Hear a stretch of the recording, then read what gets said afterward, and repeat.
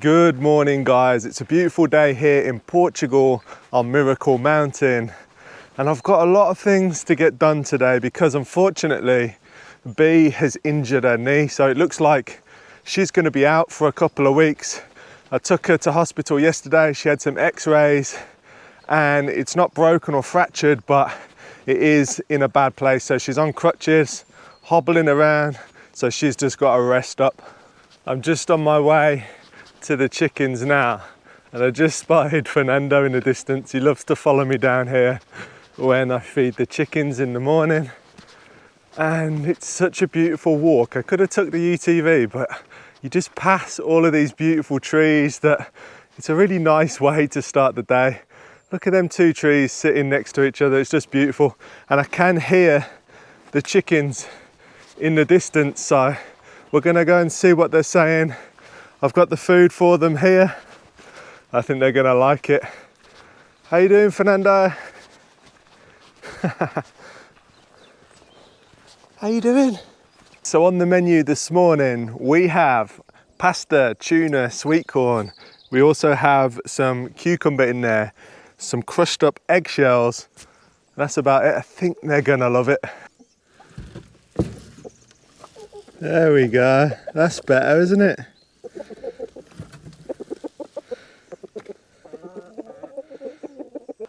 Watch out, William.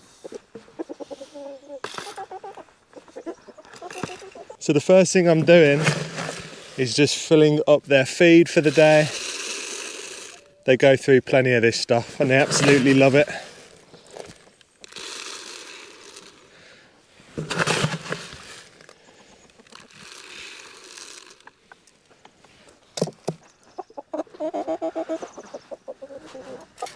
Here we go, chickens. Watch out. Isn't that good?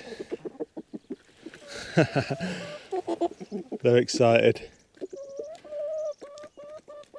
Next thing to do is just check that they got plenty of water. You can see the water line there. They've got a huge amount, so they're all good for the next couple of days for water. One of the things with chickens is it's important to keep them occupied and give them something to do. So what we do is we have these metal cages that are hanging, and what we do is we string food into them that's hanging out of them metal cages so they can peck at it. It swings around. I'll try and find some footage to overlay right now, but they absolutely love it.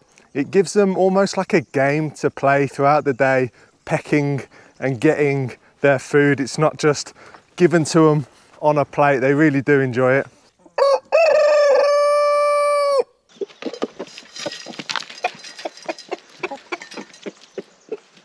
And last but not least, it's time to see if we have any eggs this morning, because I could do with a breakfast omelette, to be honest. And there we have it, 5 eggs waiting for us. They will do nicely. And just as I was closing up, I could see in the distance 3 more eggs laid outside of the nesting box. Look at that. So in total, we got 8 eggs altogether. Gonna put them back in the pan, take them up, and then, to be honest, I've had a slice of toast this morning, so that'll do. I've got a lot of work to be getting on with, but look at the different colours and sizes of these eggs depending on the chicken. Really cool, but I'm sure Bee will enjoy them this morning and I'll have some tomorrow. So now it's time to jump in the UTV and go and check on the goats, because they're a lot further down the property than the chickens are. And I'm just gonna make sure they got plenty of food, plenty of water, and go and hang out with them for a little bit, give them some human time.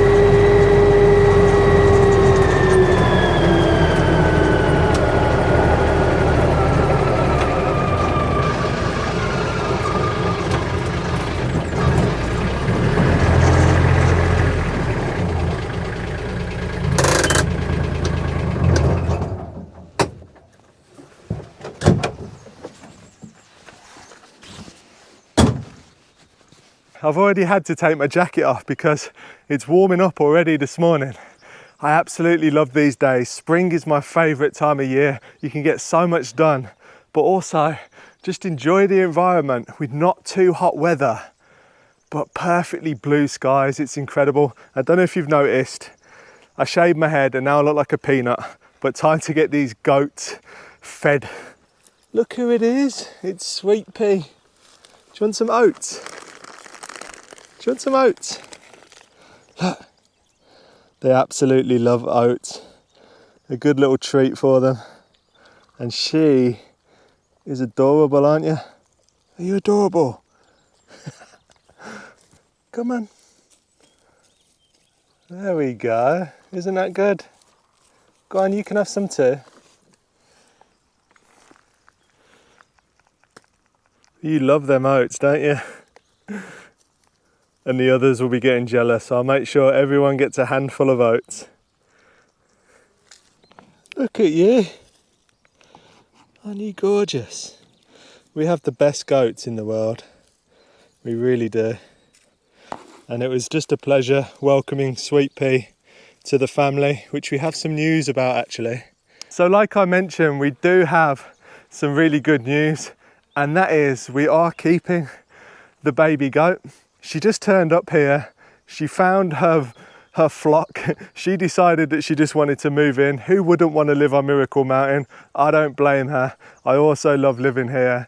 And she's so happy. She's fitted in so well. And what actually happened is I heard some noise down by the goats. So we came down and there was a shepherd standing down here, and he explained in Portuguese. He couldn't read or write, but we managed to pick up what he was saying, that basically his goat escaped near 3 weeks ago. So we worked it out that she must have came to us about 3 or 4 days after actually going missing.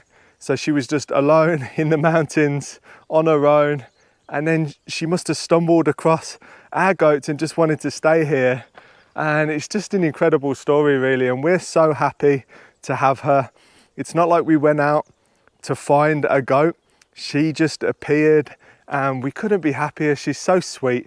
That is why we've nicknamed her Sweet Pea. We're not sure on an actual name yet. If you got any names or suggestions, then leave them in the comments below. But basically he wanted his goat back, and we could see how happy she was.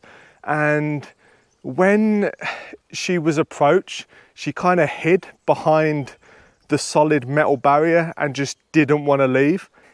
So when he approached her to take her back to his farm, which is a long way from here, she really didn't want to leave whatsoever. She hid behind the metal fence. You could tell she was unhappy. She knew what was happening. She hid. She didn't want to go with him. She's found her new family and she's happy running around with the other goats all day, being free and not tied up. So basically we came to an arrangement. He said we could buy her or he takes her. So we were happy to pay him the money that he wanted for the goat so that she could stay here. So what an amazing story and a happy ending. And just to add, he was a really nice, smiley guy. Not once did we feel any like aggression or anger towards us.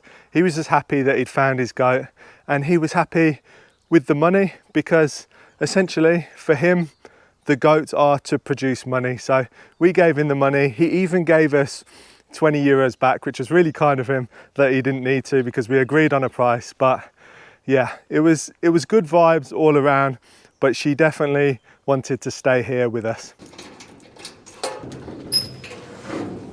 I'm actually quite excited to give you guys an updated tour of the workshop because I've not shown you in here for a little while, and it's looking very different, I think.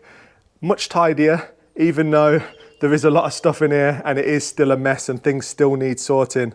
And when I've got a moment in the evenings, I come down and sort through stuff. So I've taken most stuff to the dump, but these boxes and plastic need to go to the dump, not the bike. All of this stuff is needing to be organized because it's all tools, screws, nails, bits and bobs that are really useful. And then we've got like generator, water pump and the auger there. And I have fitted here on the window a nice blind. So in the summer, that's going to really help keep the place a little bit cooler. Thanks to Squarespace, making your own website has never been easier. We use Squarespace as a space for us to have our social media accounts, blog, shop, and even a newsletter all in one place. Handy features such as a free logo maker, newsletter, and even a commerce section ensures you can have the website you want. Designed with the user in mind, Squarespace has an easy and uncomplicated interface so you can bring your ideas to life. Their groundbreaking drag and drop editor gives you total control of your website design, and pre-designed structures make your page building a breeze with pre-built layouts. The templates are customizable. Add and remove any features you want whilst altering the colour, font, layout and more. Specific purposes such as contact, about, blog, portfolio and more are ready-made and arranged to quickly create professional layouts and showcase your content. So why not build your very own website with Squarespace today by clicking the link in our bio for a 2-week free trial, and we've got a fantastic 10% discount for you to use with the code indieprojects with your first purchase of a website or a domain. Okay, and moving on now to one of my favourite areas, and this is how the whole workshop's going to be eventually, so this will give you an idea of what it will look like. But this is all my still gear, this is all the really important stuff behind keeping the land clear. So we have the brush cutter, the strimmer, the chainsaw, the leaf blower, the electric chainsaw and the pole chainsaw, and then everything's just in reach, so you can just go grab it. You know where everything is. This box is full of chainsaw oils, 2-stroke fuel. I've got my chainsaw chaps hanging up there. You guys all know about them.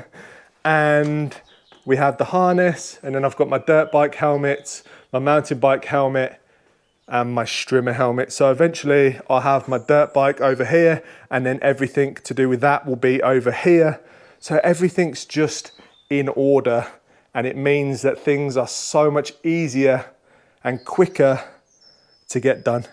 And it really is a dream come true to have this space to work out of, to store my tools. The tractor's in here. Everything's out of the sun, the rain, and it means that things are going to last longer.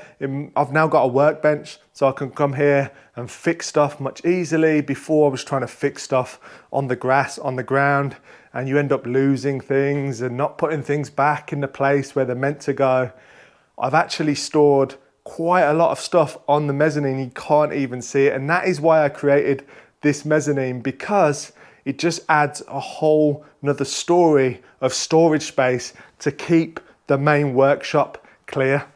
So yesterday I actually fitted this really nice LED light. It's going to be super nice for working down here in the evenings. And now you can see the workbench. I don't think I've shown you the workbench on the channel yet because I only really just finished it, but it doesn't really give the scale of the space. So let me tell you guys, basically this is about 3.5 meters, this workbench here, by 4 meters by 2 meters. So I've got plenty of workspace. I want pillar drills and sanders and all worktop stuff to be in particular areas. All of this over here is just me going through all of the screws, labeling them up and putting them in these really nice cabinets so everything has its place and I know where it is. Maybe as well I'll put some storage under there, but at the moment I think the worktop is enough for now. So basically this is just going to make our life so much easier. Everything has a location, all of the tools are in place and visible, so you can walk in here, pick out what you need and get back to the job in hand. I've also got some things to put on the wall like this retractable air hose, and I also have a retractable power cable as well, which is going to make life so much quicker and easier not to have cables and wires hanging over the floor, no trip hazards. It's just going to be a lovely environment to work in. And right now I need to jump in the UTV, pick up the grease gun and go and do some maintenance on the excavator. The excavator is up on a road near the eucalyptus forest, so I need to head up there and get it greased because I've got a lot of work to be doing on it.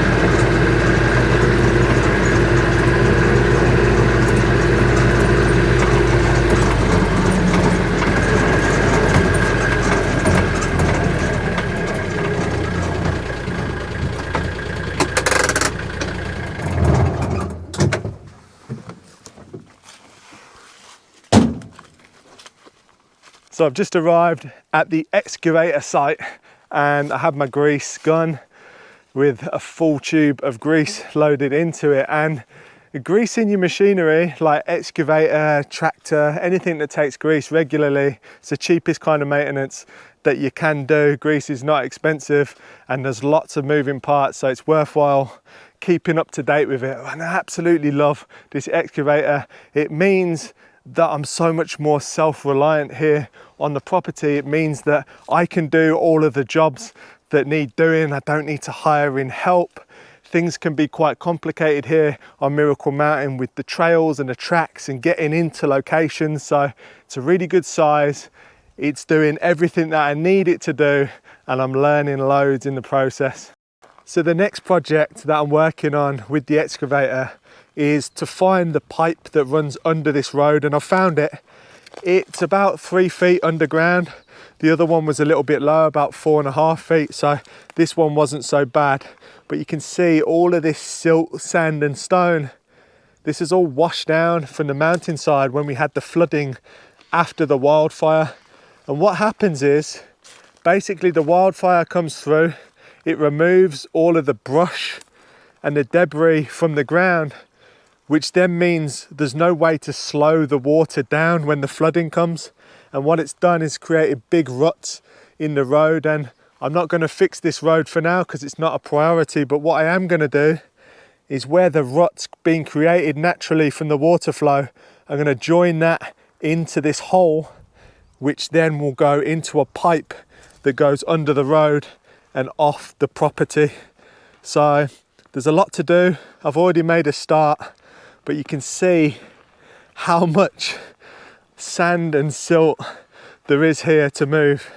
There's a lot of it, but it's also very good for filling roads. And basically, this is a ditch that runs all the way down the road and then into the pipe.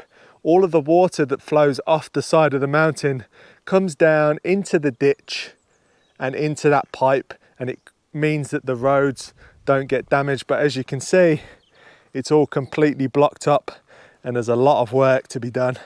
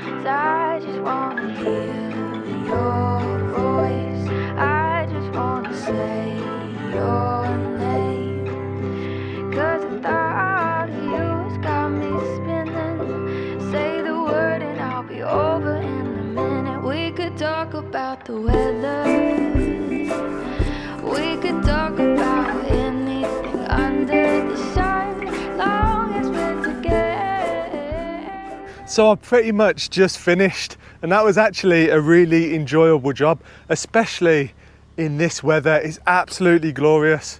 T-shirt, I could be in shorts, it's warm enough, and it's so good to be out on the excavator improving this property. Let me show you what I've done. So you can see just here by the pile of dirt and silt and stone how much I've had to remove out of here. I'd say that's about 5 foot high all the way along, and the reason I piled it up like this is because I'm going to come back with the tractor and move it with the front loader. It's easier that way. I've graded this trail, this road, so it's nice and flat, so when I do come with the tractor everything is nice and even, because when you got a big load in the front loader sometimes it can get a bit off balance, and the last thing you want to do is be flipping the tractor. So it's nice to have a nice straight road. You can see here I've gone all the way from down here and connected it onto where it was before, all the way along. I need to get in there with the hand shovel and just clean out the actual pipe because it's filled with small stones and a little bit of dirt is left. But that is a good job. It is ready to go, and it's already wet down the further end. So once we get the next rain, that will all come down there, and I've graded it. So obviously the highest point is up there and the lowest point is down here. And over time, it will bed down and become nice and solid. And I've also made sure that I've curved it nicely so the walls aren't too steep and it's not going to fall in on itself.